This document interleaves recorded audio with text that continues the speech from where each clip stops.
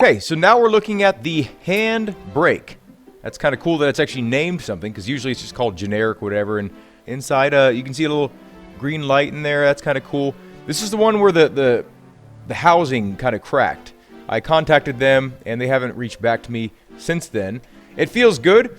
I don't know if I would feel confident like just like absolutely hammering on this. I can make it even tighter. There's quite a bit of resistance here. That's good. This is a good amount. Like, this would be perfect. Oh, look at this.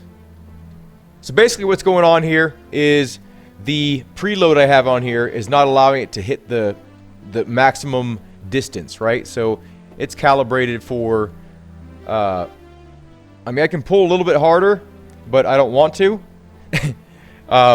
Anyway, let's go ahead and start this and see how it feels in-game.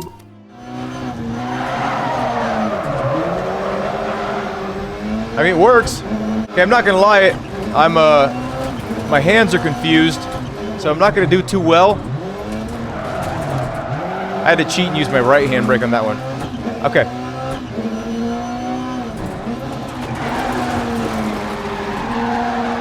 There we go. Wasn't the smoothest, but we got it.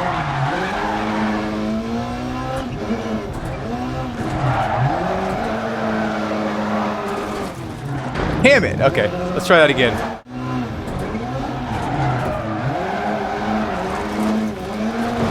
Damn it!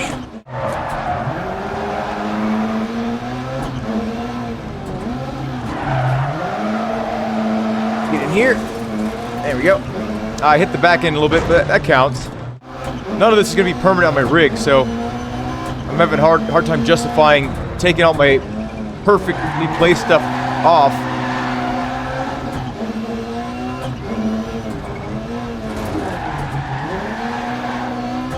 I'm just kind of randomly doing things. This isn't like a predetermined path or anything. Just kind of feeling it out. So anyway, I guess I can say I recommend this. I think this was $65, something like that. I would definitely recommend this over the Fanatic Handbrake, especially if you're on PC. Pretty much for the price of the USB to telephone jack conversion, you can buy this whole shifter that feels great. It has less play than the Fanatic one, and it has a better handle. It's just overall a better unit, honestly. I do wish this housing wasn't so brittle. It feels good. It feels really good. And the level of adjustability that you have at your fingertips, toolless, makes this stand out among the 3 handbrakes that I ordered for this comparison. Plus, it's a Hall effect sensor instead of a potentiometer. So the first thing that's kind of annoying about this one is you'd think that these holes would be drilled out for M8, right? Because look how big they are. But they aren't. This one does feel really good. This one feels the most robust out of all of them. There's no play in the shaft. The only thing that I kind of don't like is the fact that this little magnet here is just glued on. It's not glued on, it's just like double-sided tape. It'd be easy enough to find a better solution for that. And I do like how the adjustment is also able to be done by the actual fingertips as well. And I like that it's a replaceable USB-C cable. And it comes with a really cool, handy, never to be used again, USB storage shell thing. So, okay, let's get this mounted up, and then I'll tell you my thoughts. So, I just realized the USB cable is pretty much right in the way for mounting it. So I'm just going to literally use one bolt. I don't recommend doing this for whoever ends up owning this, but I'm going to go pretty easy on it. It does feel good. Like, it doesn't have much feel to it, but for the action that it has, it does feel good. It feels nice and smooth. Like I said, there's no play. The stop kind of feels weird. Like, it feels like it comes through like a hard stop rather than something like a soft stop. I don't think any of these you'd be able to like really pull on as hard as you can without damaging something possibly. But with the amount of resistance that they give initially, I feel like you would naturally not pull it as hard anyway because you can't really make it to where you have to pull that hard. So let's go ahead and give this a try. Okay, it made some noise. That's good. Let's see what it recognized as. Oh, Rast P Handbrake. Again, they named their hardware. Okay, cool. Input bindings. Handbrake. Okay. Let's see what kind of input we got. So it doesn't start until about a third of the way. And again, this could probably all be calibrated a little bit better, but the little magnet, it doesn't register the input until you get like about, I'll show you. Right there. So there's still quite a bit of pull, but yeah, about a third. Okay, let's go ahead and try it out in game. We'll do a little handbrake launch. Probably shouldn't have done that. I forgot it was on 1 bolt. I mean, I don't like how this one feels as much, but I kind of feel like I might place this one above the last one in terms of longevity. And we'll go over, you know, what I think is the best for each category. Okay, so we got it mounted up. This definitely does feel the most janky. Jank! You know, at the very least, you know, it is drilled out for M8 hardware.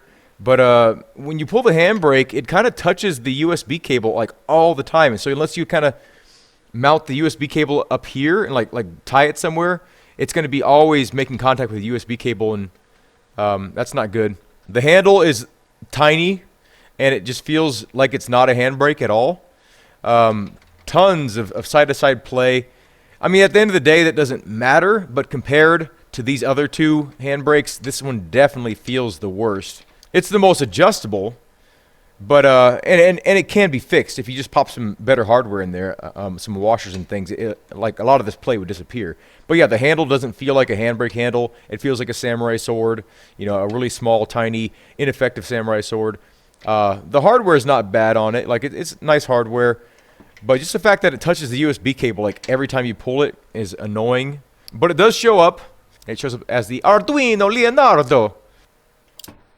Okay, this one goes a Z-axis. Okay, let's see what kind of input reporting we got. Oh, wow. So if I pull it all the way back, it actually goes from 100 back down to 93. Well, so it's actually going a little bit past the sensor. So that could be a determining factor. But it's also something that's easily adjustable. You can just pop the little magnet off and do it on your own, make it right on your own. But that's upsetting that it comes from the factory like that. I mean, I know these things are just pumped out, and they're not really concerned with quality control, but that's kind of annoying. Luckily, it's still in the 90s, so if you go about halfway, you're at 100%. But let's see how it works in game. Maybe it doesn't even matter. It'll still lock the wheels up, you know. That's almost it. Okay, we're getting somewhere. This is to determine the quality of this handbrake.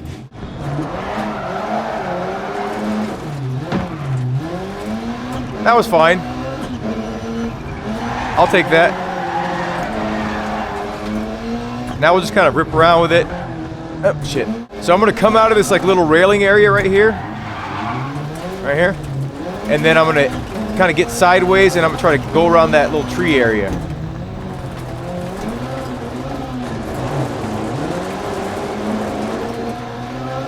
Here we go. This will determine if you want to buy it or not.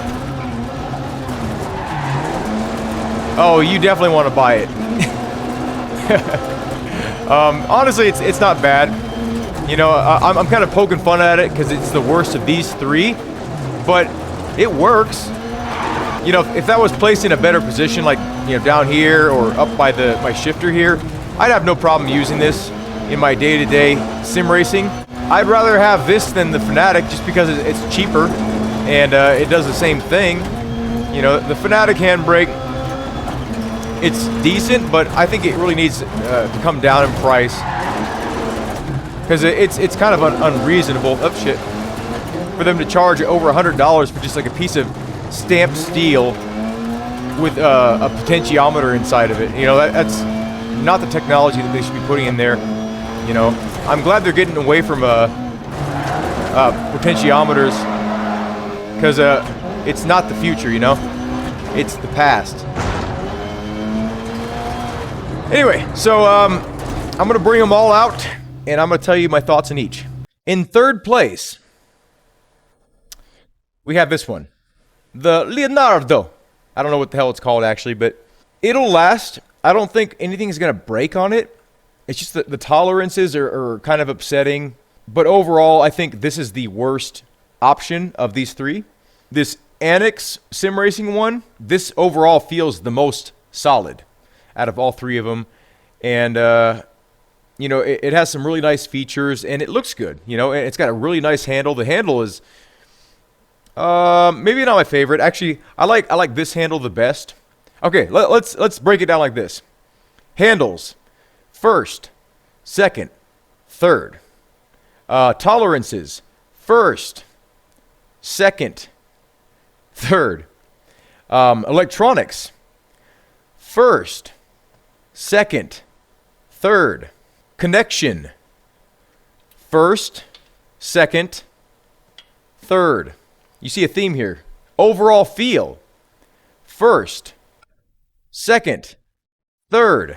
In terms of versatility, this one's the best. Second, third. This one's third because it's cumbersome. It's cumbersome to mount. You know, like this has a really small footprint, and you can actually pop this plate off and put it on the side, and you have some options there. You know, you have tons of options in terms of like where you can actually put the bolts to mount it. This one's really lightweight too, and has the strongest spring. There's a lot going for this one. Really, honestly, this is the best out of these three. I think this one would last longer. You know, if you're actually kind of being hard on it. And yeah, like there's like zero play, so that's really attractive. And the fact that it has a replaceable USB-C cable. You know, if you run this cable over, or you know your cat chews on the cable, you can replace this one. You don't have to like rewire one. You can just pop a new one on. I mean, same for this one. It is replaceable, but it's just kind of in a pain in the ass area, and it requires you to have a 90-degree angle USB right there. So it's a little bit less convenient, but so yeah. USB cables: first, second, third. Materials, I'm gonna say it's a toss-up between these two. I like how lightweight this one is, and it's everything it needs to be and nothing more. So, you know, I'm gonna have to give it to this one. First, second, third. So that's what I think. So based on, you don't even need to add those all up. This one's my favorite. This one's my second favorite, and this one's my third.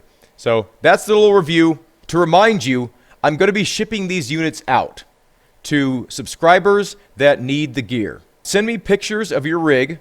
Tell me how much this would mean to you. Obviously, I can't do this for everybody because, you know, I only have limited funds, and I'm already doing this out of my own pocket. I got a total of 5 items, 2 shifters, and 3 handbrakes. Yeah, so I can't just be giving these things away all the time. But I thought it'd be a nice thing to do around Christmas. It might not get to you in time for Christmas, but I'm going to try to have this video up before then, and I'm going to try to send this out before then. And here's something kind of cool. That's a real piece of carbon fiber. That's a real piece of carbon fiber. That's pretty cool. This is plastic up here, but I was worried about this thing kind of like just breaking because it was plastic, but I looked at it, and there's carbon fiber layers. Yeah, so this is actually real carbon fiber. This is fake carbon fiber. So don't trust this. It looks like carbon fiber from far away, but the closer you get, it's fake.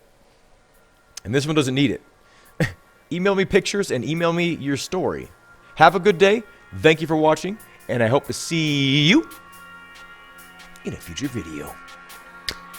I can't pop because my fucking lip is split, so hurts. I lost a little foam thing, by the way, so in case you're wondering, like, why is there a fucking dead mouse on the side of your face?